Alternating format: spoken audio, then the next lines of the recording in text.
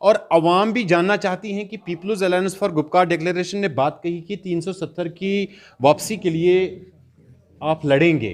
2 साल तो हो गए, पीएचईडी का क्या रिजल्ट है, क्या किया अभी तक? मैं एक चीज़ बताऊंगा। सबसे पहले आपकी वसातत से मैं ये बताना चाहूँगा, ये कब हमने कहा, ये हमने कब ऐलान किया कि हम वापस लाएंगे। हमने सिर्फ यही कहा कि कॉन्स्टिट्यूशनल ज़मानतें जो मिली थी हमें जम्मू कश्मीर और लद्दाख को, गवर्नमेंट ऑफ इंडिया ने यकतरफा तौर पर बगैर किसी बहस के, बगैर किसी डिस्कशन के, डिबेट के, कंसल्टेशंस के उनको वापस लिया। तो आपका ये बहुत बड़ा स्टेटमेंट आ रहा है सर। अभी तक तो लोग एक्सपेक्ट कर रहे थे कि पीएचईडी जो है 370 की वापसी की लड़ाई लड़ रही है। आपका ये स्टेटमेंट कि वापसी के लिए कोई लड़ाई नहीं लड़ी जा रही है। नहीं सोहेल साहब। आदाब, आप देख रहे हैं अर्ली टाइम्स, मैं हूं साहिल सुहेल। आज मेरे साथ बातचीत के लिए people's alliance for Gupkar declaration के तर्जुमान और सीपीआईएम के सीनियर लीडर मोहम्मद यूसुफ तारिगामी साहब हैं। मुझे लगता है कि 5 अगस्त 2019 के बाद ये पहली हमारी मुलाकात है और अवाम भी जानना चाहती हैं कि peoples alliance for Gupkar declaration ने बात कही कि 370 की वापसी के लिए आप लड़ेंगे। उस बीच जो अलायंस बना था उसके तर्जुमान पहले सज्जाद लोन साहब थे, चले गए। अब आपने ये पोस्ट संभाली है। अवाम का भी ये सवाल है, अवाम के मन में भी ये बात चल रही है कि आखिर आउटपुट क्या है। 2 साल तो हो गए, पीएचईडी का क्या रिजल्ट है, क्या किया अभी तक? मैं एक चीज़ बताऊंगा। सबसे पहले आपकी वसातत से मैं ये बताना चाहूँगा, ये कब हमने कहा, ये हमने कब ऐलान किया कि हम वापस लाएंगे। हमने सिर्फ यही कहा कि कॉन्स्टिट्यूशनल ज़मानतें जो मिली थी हमें जम्मू कश्मीर और लद्दाख को, गवर्नमेंट ऑफ इंडिया ने यकतरफा तौर पर बगैर किसी बहस के, बगैर किसी डिस्कशन के, डिबेट के, कंसल्टेशंस के उनको वापस लिया। तो आपका ये बहुत बड़ा स्टेटमेंट आ रहा है सर। अभी तक तो लोग एक्सपेक्ट कर रहे थे कि पीएचईडी जो है 370 की वापसी की लड़ाई लड़ रही है। आपका ये स्टेटमेंट कि वापसी के लिए कोई लड़ाई नहीं लड़ी जा रही है। नहीं सोहेल साहब, आप बिल्कुल अर्ली टाइम्स की तरह बात करते हैं। ऐसा नहीं है। अपनी बात आप मेरे मुंह में डाल देंगे वो मुनासिब नहीं।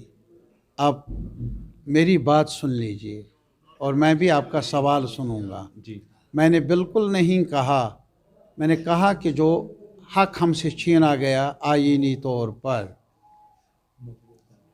उस हक को वापस लाने की लड़ाई जारी रखने का इरादा जाहिर किया है कई पार्टियों ने मिलकर, जिसे पीएचईडी के नाम से जाना जाता है। ठीक। उस प्लेटफार्म को ठीक। हम उस रास्ते पर गामजन हैं। हमने अदालत आलिया से भी रुजू किया है, रिट पिटिशन्स दाखिल किए हैं।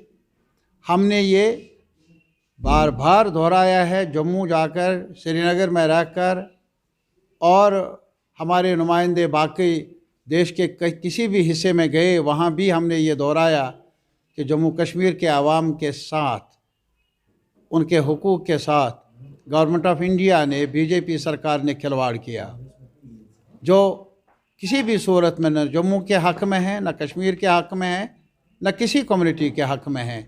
अगर वो ये चाहते हैं कि यहाँ अमन रहे, आश्ती रहे, सुलह सफाई रहे, तो उन हुकूक को वापस मिलना चाहिए और गवर्नमेंट ऑफ इंडिया को देश के सामने रखना चाहिए कि उनसे गलती हो गई, माफ़ी मांगनी चाहिए। तारिगामी साहब, जिस हिसाब से इम्प्रेशन दिया गया था कि बहुत इंपॉर्टेंट मैटर है ये 370 की एब्रोगेशन, उस हिसाब से people's alliance for Gupkar declaration उतना फ्रीक्वेंटली मिलते नहीं है, मुलाकातें नहीं होती हैं। और जो स्टेट में जम्मू कश्मीर में अलग अलग पार्टियां मिली, उनको रीच आउट करने की भी कोशिश नहीं की गई। नहीं, रीच आउट भी बराबर कोशिशें जारी है। और ये कहना क्या कोशिश नहीं हुई, कोशिशें हो रही है, ये ज़रूर है कि हमें और भी करना चाहिए। सिविल सोसाइटी के साथ मेल मिलाप रखना चाहिए, लेकिन इसके अलावा जो बाकी पॉलिटिकल पार्टीज़ हैं, छोटे बड़े ग्रुप्स हैं, उनसे भी हमें कंटैक्ट, राबिता कायम करना चाहिए। बिल्कुल सही आपने कहा, हम कोशिश कर रहे हैं। कुछ इंडिविजुअल लेवल पर भी, कलेक्टिव लेवल पर भी राबिता है भी, और राबिता कायम करने की कोशिशें भी है। लेकिन ये एक लड़ाई है जिसके बारे में गवर्नमेंट ऑफ इंडिया को अपनी जिम्मेदारियों को संभालना होगा, समझना होगा। हमारी नज़र में ये एक हसास इलाका है, जम्मू कश्मीर, लद्दाख एक बॉर्डर स्टेट है। तो इस वजह से जो कदम गवर्नमेंट ऑफ इंडिया ने उठाए उससे लोगों में नाराज़गी बढ़ी है, उससे माहौल बेहतर होने के बजाय और ज़्यादा बिगड़ गया है और ज़्यादा एहसास नामुरादी, एहसास बेगानगी वो बढ़ गया है, जो मुनासिब नहीं है अमन की खातिर। अमन के अमल को आगे बढ़ाने में जो चाहिए था वो लोगों में एक जज्बा पैदा करना है, एक एतमाद पैदा करना है, तब जाकर अमन कायम करने के बारे में कदम उठाया जा सकता है। अभी आपको मालूम होगा यहाँ कई डेलीगेशंस आए गवर्नमेंट ऑफ इंडिया की तरफ से, पार्लियामेंट की तरफ से मिनिस्टर्स की टीमें आई। उन्होंने क्या कहा, बार बार कहा यहाँ नॉर्मल सी है, लेकिन नॉर्मल सी अगर होती तो और ज़्यादा सिक्योरिटी फोर्सेस को बुलाने की ज़रूरत भी नहीं थी।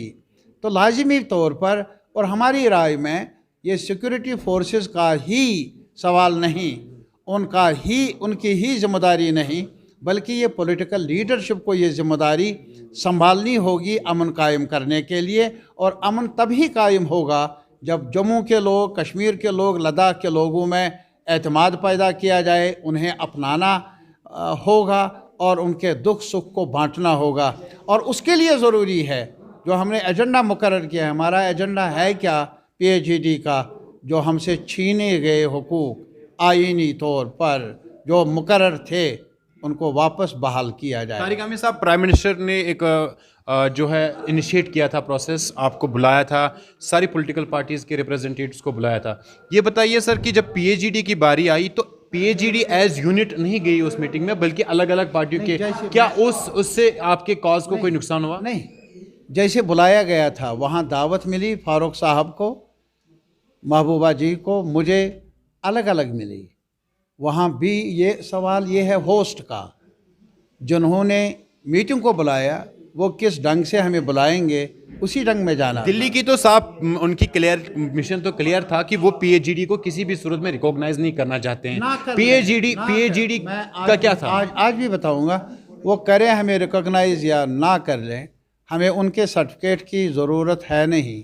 हमें अगर कोई सर्टिफिकेट चाहिए वो जम्मू के लोगों की चाहिए, कश्मीर के लोगों की चाहिए, लद्दाख के लोगों की चाहिए। जम्मू कश्मीर और लद्दाख के लोगों की नाराज़गी वहाँ प्राइम मिनिस्टर को, होम मिनिस्टर को कन्वे करने में PAGD खास तौर पे, क्या आपको लगता है कामयाब हुई? नहीं, कामयाब और नाकाम क्या है, वो तो खुद प्राइम मिनिस्टर ने हमें कहा कि दिल्ली की दूरियाँ, दिलों की दूरियाँ, उसने मान लिया ये दूरियाँ हैं। और ये भी कहा असल एजेंडा हमारे सामने यही है कि इन दूरियों को दूर किया जाए।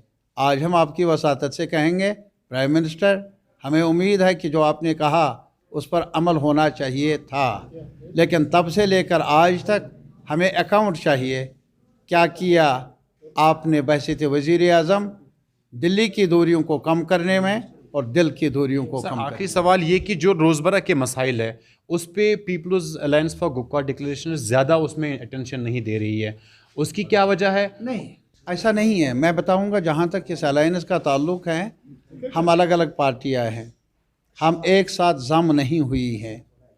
ये एक मुश्तरका प्लेटफार्म है सिर्फ उन्हीं राइट्स की बहाली के लिए जो कॉन्स्टिट्यूशनल गारंटीज़ थी, जिनको 5 अगस्त 2019 को यकतरफा तौर पर जम्मू कश्मीर में क्रैकडाउन करके वापस लिया। तो ये बताइए कि क्या इस वक्त नई दिल्ली के साथ PAGD के मुज़ाकरात हो रहे हैं, बातचीत हो रही है? जब भी होगी मुज़ाकरात, उन्होंने प्राइम मिनिस्टर ने बुलाया, हम गए, और दिन में गए, रात में नहीं गए, अंधेरे में नहीं गए, और जब भी कुछ होगा आवाम को एतमाद में लिया जाएगा। चलिए, आपका बहुत बहुत शुक्रिया। MY तारिक आमिर साहब हमारे साथ बात कर रहे थे, people's alliance for Gupkar declaration के तर्जुमान भी है। जब बात होगी नई दिल्ली के साथ, आवाम को एतमाद में लेकर ही बात होगी। साहिल सुहेल, अर्ली टाइम्स, अनंतनाग।